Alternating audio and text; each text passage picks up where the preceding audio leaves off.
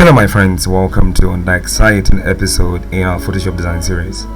And today I'm going to be I'm going to show you how I designed this flyer in Photoshop, of course with simple steps which I'll be guiding you through.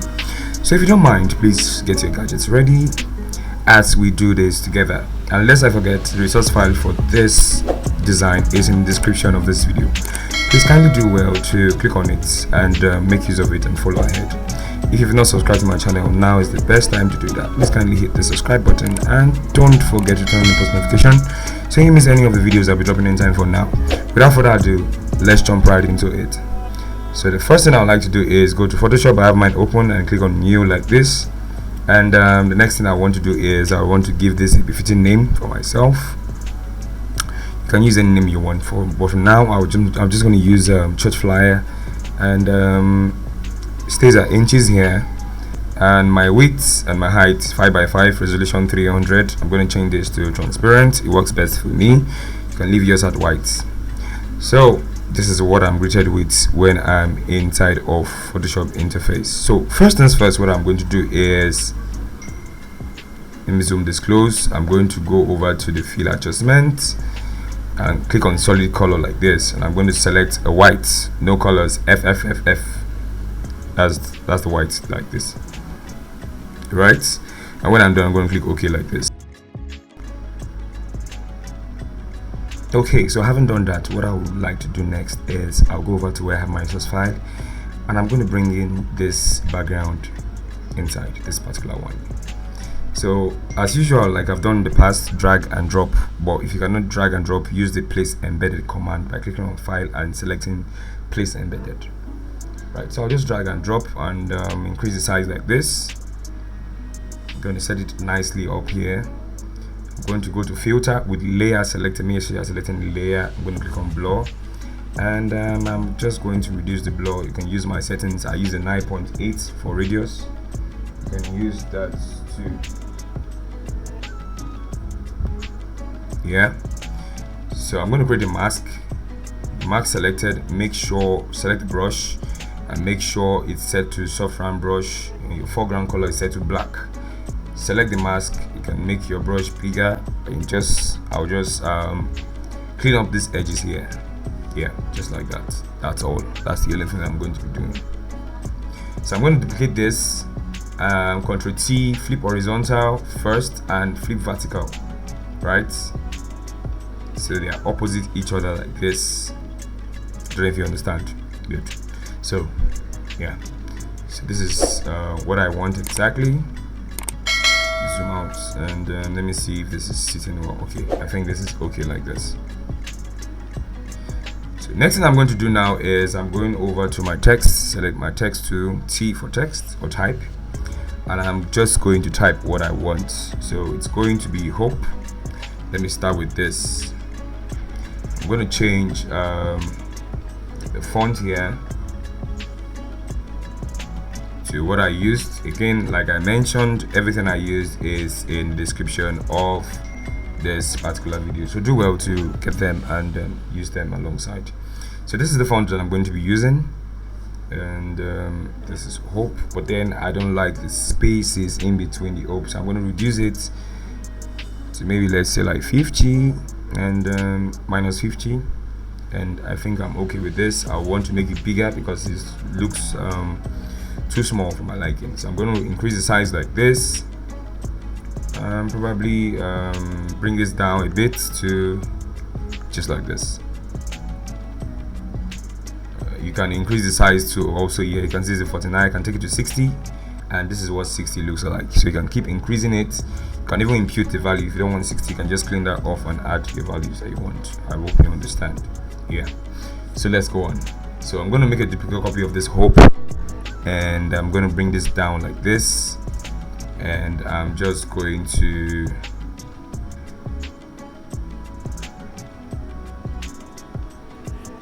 type what I want to use it for.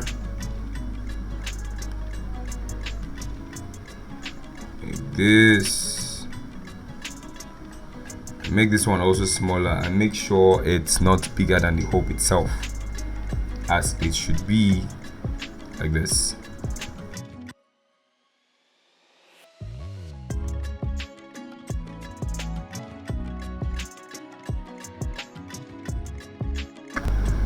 Okay, so I'm just going to select the 12 of them, and I'm just going to reduce the spaces in between them like this, right? And let's see.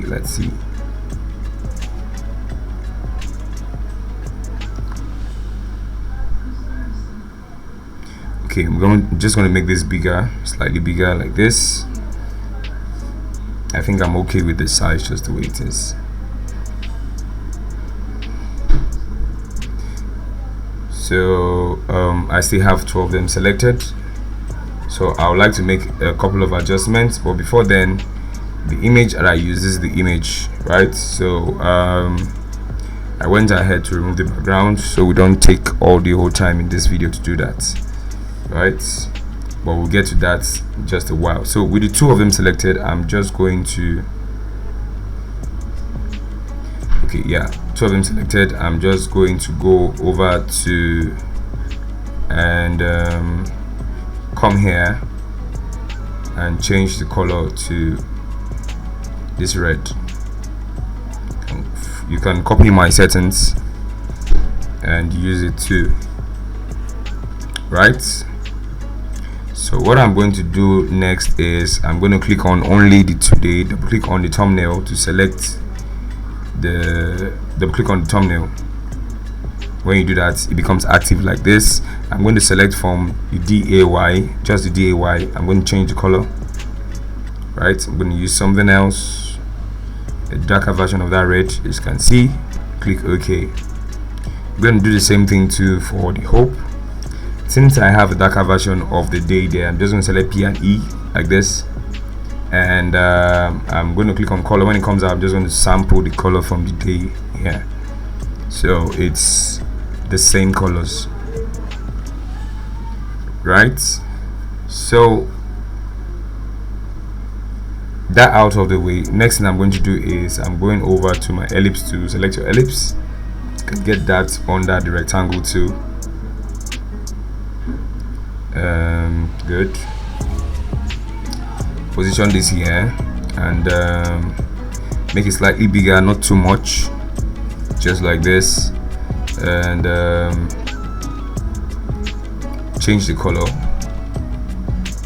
just so it's slightly different from the reds that we have there before. I'm just walking around the red, but I'm using different shades of red, right? Most times when you're designing, learn to work with different shades of one color, right? Not necessarily you having 5 colors in a design and all of that.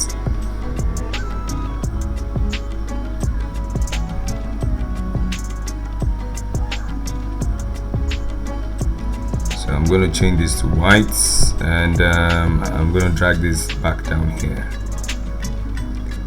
Yep, like this. Make sure when you're typing, most times you can feel free to type outside of where you are actually working on, right? Like still inside the canvas, but not outside of the canvas, but just different from where you want it, and you can drag and bring it to where you want to bring it to. All right, so I'm going to select all of this, and I'm going to name it background, just to keep my layers neat and tidy, so I can easily move things around and change things when I need to change those things. So I'm going to select all of this too. First, I'm making a duplicate copy of this, right? I'm going to group this or make it smart object. Sorry, I'm going to convert it to smart object, right? And what I'm going to do is I'm going to put it at the background, but then this is how I'm going to do that. So I'm going to make it big, Ctrl T. I'm going to put this here, expand it a little bit or make it bigger as the case may be, and just position it somewhere around here, make it bigger again. Click OK when you're done. Then reduce the opacity like this, and on this field too, I'm going to reduce the opacity like this. So it's just at the background, and it's just subtle, it's just faint at the background. It's not that obvious, but then when you look at it, you know it's there, right? So that's the goal. So you can use my settings for this too. So I'm going to set this at 25 and duplicate this one more time again and bring this down here, just like this.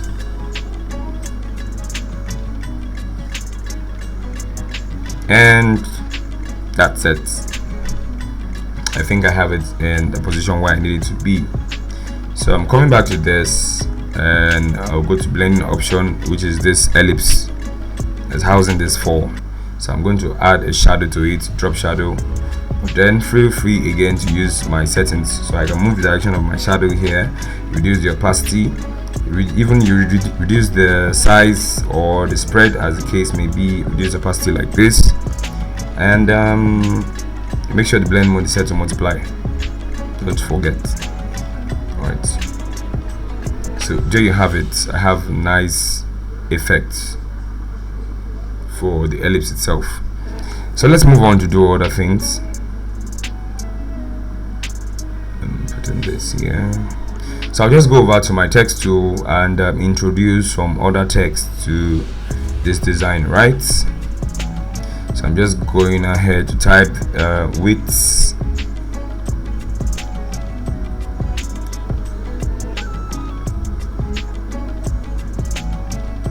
and once again, if you've not subscribed to my channel, please kindly hit the subscribe button so you won't miss anytime I post any of these interesting videos online, right?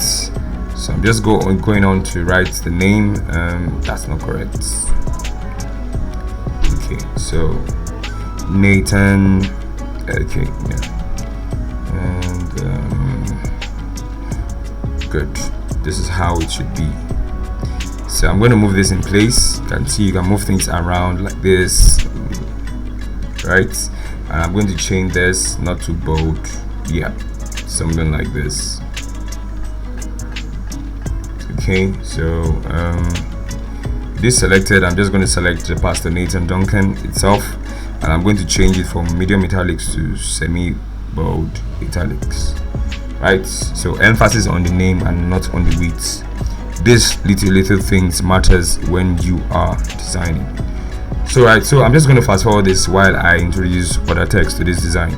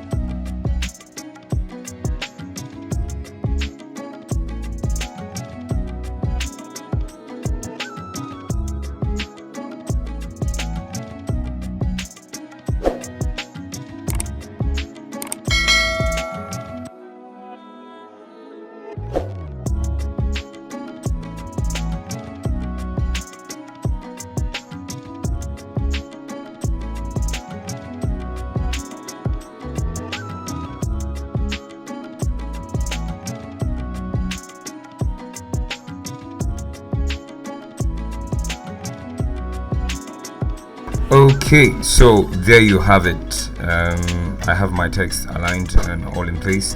So what I'm going to do is, my layers are looking chunked up and too busy, so I need to arrange them. So let me see. Okay, 4, and this is the rectangle, so I have to sort all of them out.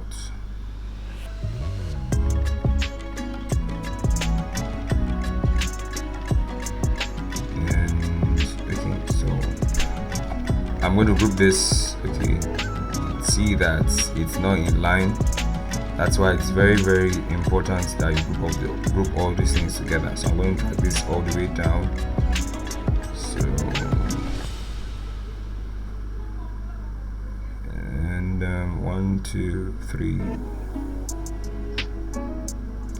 Move them inside here.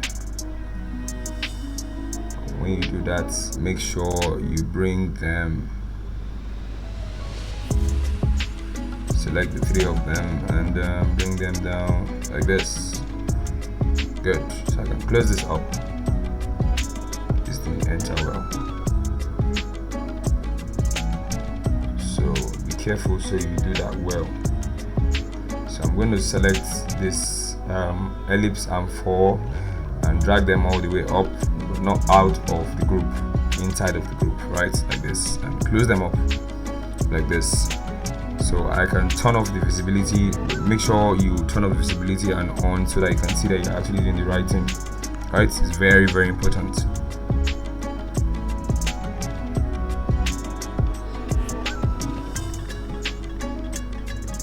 You can see now, right? Great. So I'm just going to, something is not supposed to be inside here. Okay, you can see now those two things. So I'm just going to remove them from the list like this. I'm going to take them out of here like this, and I'm going to rename them like this one. Now I'm going to rename them bullet points, and the one on top I might just leave it like that, right? So the whole essence of, let me just change this, give it the heading. That's not the spelling of heading. Heading. Good. So the whole essence of this is just so that your layers are well organized and you can find anything easily when you want to find them and make adjustment to them in groups, or when you want to adjust them in single form that they are currently, right?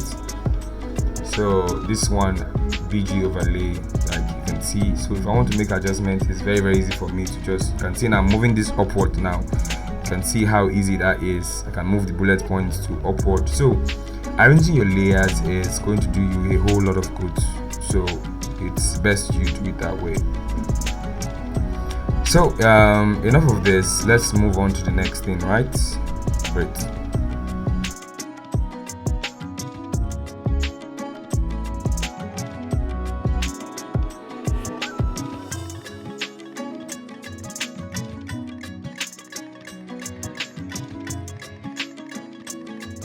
Okay, so I'm going to use my rectangle tool now. I'm going to draw a rectangle like this, and make sure you're selecting your Ctrl T, and make sure you're holding your control down and you move it like this, just to skew it like this. Right, when you're done, click enter. And still the same way, I'm going to make a duplicate copy of this rectangle. So I'm going to make this one smaller, move it to the side here like this, double click, and I'm going to select this color, and hold down shift while you move this inside. It might vary your own version of Photoshop that you're using, but just find your way around it. Just move this around like this, and yeah, we're good to go. So I'm just going to bring in my text. You can notice I'm not typing inside, I type outside, and I'm just going to type to length like this. Go back to your selection tool or your move tool, as the case may be, and drag it inside like this. I'm going to duplicate this to 9th, and I'm going to type something else. So double click on the thumbnail, and I'm going to the time like this. So I'm just going to move this one in place inside here. Spacing, I'm going to bring it to 50 so that I have little space inside. Okay.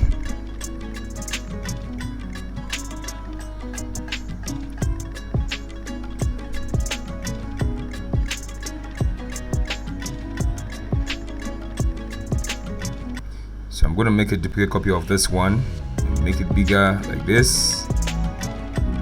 This is what is going to house my logo that I'm going to bring in. So I'm going to make this slightly bigger, not too much, just so it covers the area, the width of the hope and today. Not the entire width, but then you understand what I mean, right? Right.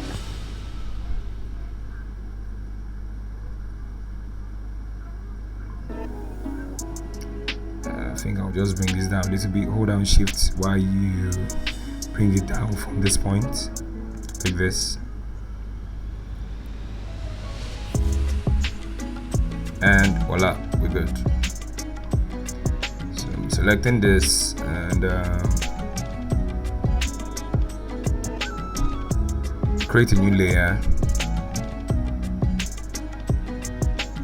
Right, I'm going to change the color. Now use my settings here, it's very important. So I'm going to use a shade of this color, so you can copy the color code and use it. Right, so it's kind of like yellowish, but it's not completely yellow. So my soft brush selected, I'm going to change the blend mode to linear color dodge add. I'm going to apply the same effects somewhere here also. Reduce my flow please, and you can reduce it, the size of your brush also. This is too small, increase it a bit, and just dabble around these areas like this and areas like this also. Right, good. So this is how to create a lighting effect inside Photoshop. One of the ways you can do that. There are so many ways to create lighting effect, but this particular lighting effect was created that way. So I'm going to bring in my logo. Of course, bringing in my logo, if you observe one thing, the logo doesn't match with the environment, in the sense that it has a kind of like dark sea greenish kind of color, or monarch green kind of color like that. But then we don't want that, so right click and select blending option. Under blending option, you should select color overlay like this and choose a color white. Make sure your blending mode is set to normal and your color should be white. So click OK like this and you're good to go. So the only thing I'm going to be doing here is I'm just going to be adding the name of the church, and voila, we're done.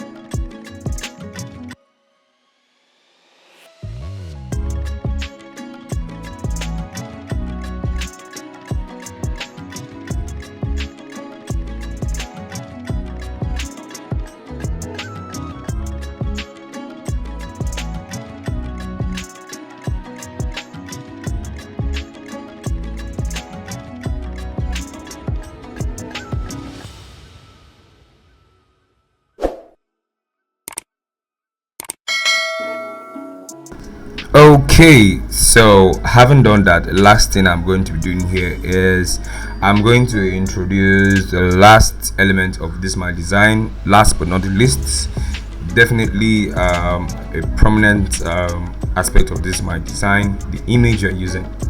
Make sure when you are designing you use a high quality image. Make sure the quality is high, don't settle for anything lesser than that, right? Because it's one of the most important things in your design, right? So it is expedient that your image is clear and is of high quality, right? The more quality your image, the more good your design tends to like speak to the audience that you actually want it to speak to. Do you understand? So I'm just going to blow out this part here, and my image still looks flat and all of that, so I'm going to select it, go to filter, go to camera raw, and I'm just going to swing my wand around, of course, and hopefully magic happens. No, that's not how it works. So I'm just going to come into camera raw, and I'm going to first and foremost I'm going to reduce the first and foremost reduce the highlights like this, and the next thing I'm going to do is bump up the contrast so I have more contrast, and just follow my settings, right? I'm going to leave my shadows somewhere around here. Then texture is definitely going up, and dehaze it a bit, and of course add some sprinkle of clarity to it to make it punchy, right? note that we don't want to go overboard with this setting, so I'll just sharpen a bit like this, and color noise reduction, bump it up, and noise reduction also like this. Make sure everything you're doing is moderate. Then when you are done, click OK. So that's before and this is after, right? You can see how much difference this has made to the design itself. You can see that I have a shade of that orangey kind of light that I have on the hope for the lighting on the face of our pastor here, right? So it's very, very important that you balance your image with your design itself, right? Great. So I'm just going to shift all of this. You can see why it's good to have them in groups. So I'm going to shift it to the side, so the image itself has breathing space, enough breathing space, right? Great. So I can decide to, so I'm going to make a snapshot, Control Shift Alt E to make a snapshot and convert to smart objects. So I'm just going to do my final adjustments. So I'm just going to add this subtle effect that I used to add before. So some persons have asked me, how do I do this? So this is it. Come over to texture and copy my settings, right?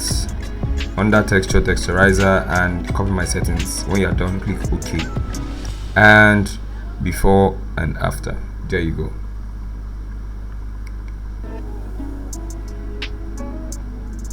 Alright guys, this brings us to the end of this tutorial session. If you've liked this video, if it has been helpful to you, please kindly like, and you can also share. Sharing is free, right? Share, and please don't forget to subscribe if you've not subscribed yet, and turn on the post notifications so you miss any videos that I'll be dropping after this time around. I'll see you in the next video. Ciao.